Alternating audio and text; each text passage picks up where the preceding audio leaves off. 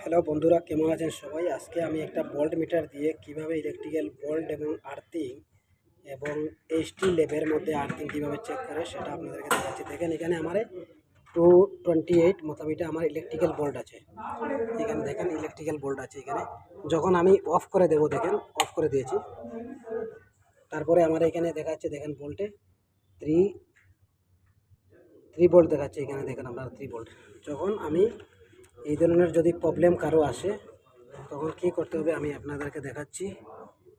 এখানে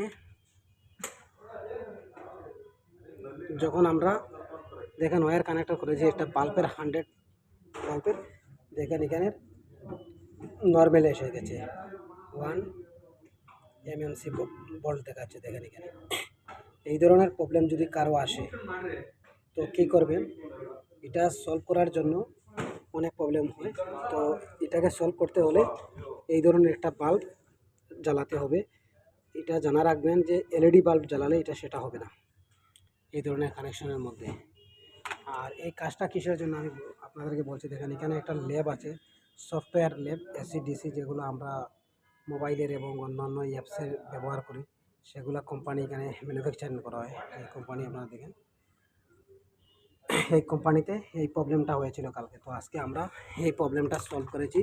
এবং এখানে দেখেন এইচটি আর্থিং, দেখুন এখানে আর্থিং করে দিয়েছিলাম ফ্লোরের মধ্যে, একটা ভিডিওতে দেখবেন আছে।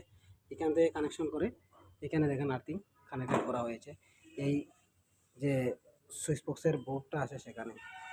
এই ধরনের কানেকশন যদি কোথাও বা কেউ দেখেন বা করেন, জানা রাখবেন এরকম লাস্টে এরকম টেস্টিং হবে, ইঞ্জিনিয়ার আসবে বাইরে থেকে, আমাদের ইন্ডিয়ান ইঞ্জিনিয়ার থাকবে না, সে এসে এরকম দেখাবে।